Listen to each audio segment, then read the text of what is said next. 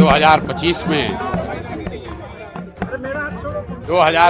में जन स्वराज 243 सीट लड़ रहा है। उसमें कम से कम 40 महिला उम्मीदवार जन स्वराज की ओर से खड़ी की जाएंगी। जन स्वराज के संस्थापक और पदयात्रा अभियान के प्रेरता प्रशांत किशोर ने अगले साल बिहार में होने वाली विधानसभा चुनाव को लेकर बड़ी बात कही है। उन्होंने कहा कि 2025 में जन स्वराज 243 सीटों पर लड़ेगा और कम से कम 40 सीट पर महिलाओं को आगे किया जाएगा। प्रशांत किशोर ने कहा कि हमने ये भी कहा है कि 2030 में 70-80 महिलाओं को जन स्वराज से नेत्री बनाया जाएगा। ये कोई महिला प्रकोष्ठ की बैठक नहीं थी, ये महिलाओं को सही मायने में नेत्री बनाने का प्रयास है। जब तक महिलाओं को आर्थिक आज़ादी नहीं मिलेगी तब तक उनकी बराबरी की भागीदारी संभव नहीं है। उन्होंने दावा किया कि 2025 में जब जन स्वराज की सरकार बनेगी तब किसी को मजदूरी के लिए 10-12 हजार की नौकरी के लिए बिहार छोड़कर जाना नहीं पड़ेगा। हमने इसका पूरा खाका तैयार कर लिया है। सुनिए प्रशांत किशोर ने क्या कुछ कहा। कुल जन स्वराज जब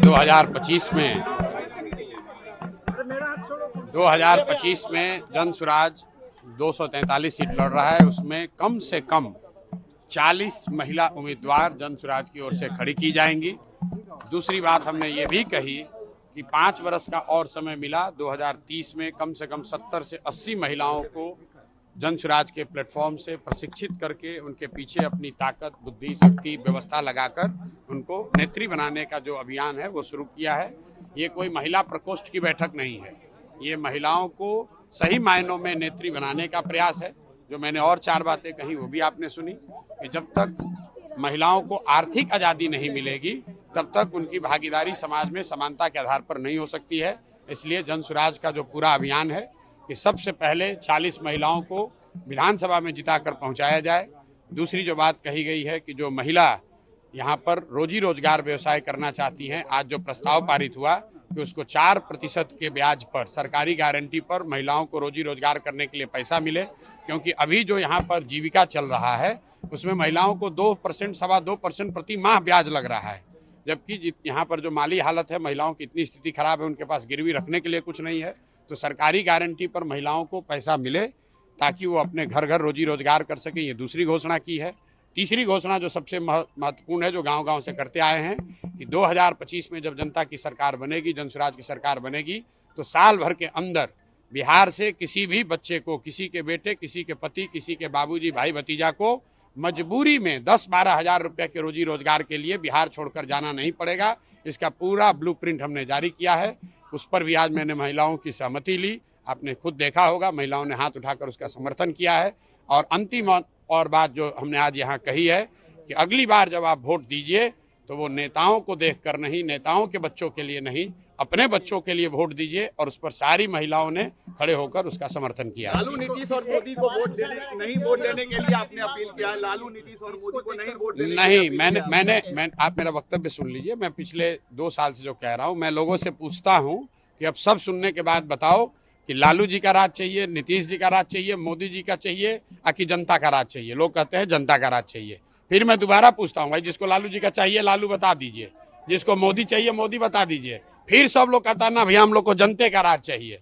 तो जनता का राज चाहिए तो उसका रास्ता बताते हैं कि जिन नेताओं ने आपको और आपके बच्चों को ठगा है, आपके पेट पर लात मारा है, उन नेताओं को, चाहे वो आपके जाति का है, आपके धर्म का है, उसको वोट नहीं देना है। वोट किसको देना है? मैंने ये नहीं कहा कि वोट प्रशांत किशोर को देना है कि जन स्वराज को देना है।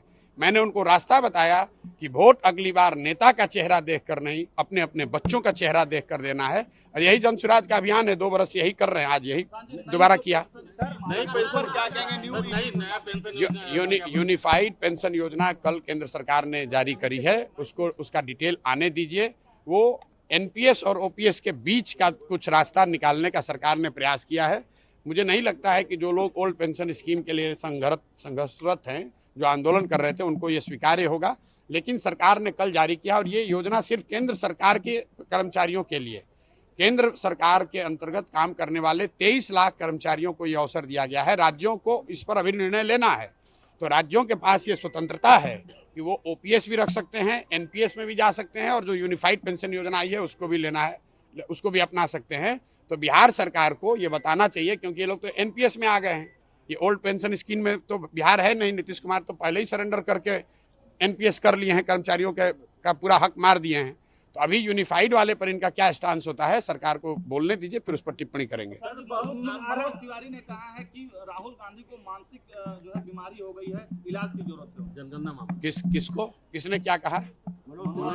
अब भाई ऐसा है कि जिसने वक्तव्य दिया है वो भी हमसे बहुत बड़े नेता हैं, जिन पर वक्तव्य दिया है वो भी हमसे बहुत बड़े नेता हैं। हम अपनी बात कह सकते हैं, बिहार की बात कह सकते हैं, बिहार में के समाज, बिहार के बच्चों की बात कर रहे हैं, जनसुराज की बात कर रहे हैं। रिजर्व कैटेगरी की महिलाओं को आरक्षण मिलेगा?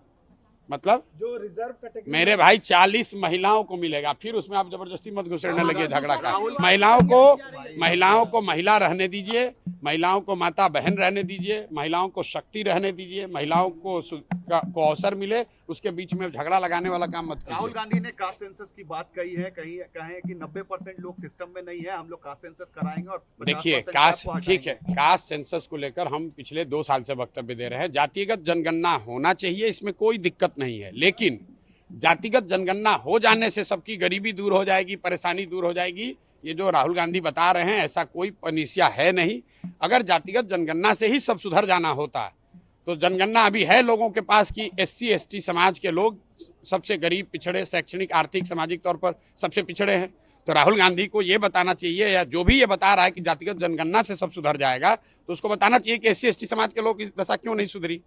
भाई जनगणना होने से नई जानकारी मिली, सही है, लेकिन जानकारी मिलने मात्र से आपकी दशा नहीं सुधरेगी। ये तो ऐसे हुआ कि लाइब्रेरी में जाइएगा, वहाँ बहुत किताब है, तो लाइब्रेरी में जाने से आप विद्वान थोड़े हो जाइएगा, उस किताब को पढ़ना भी पड़ेगा और पढ़कर आत्मसात करना पड़ेगा।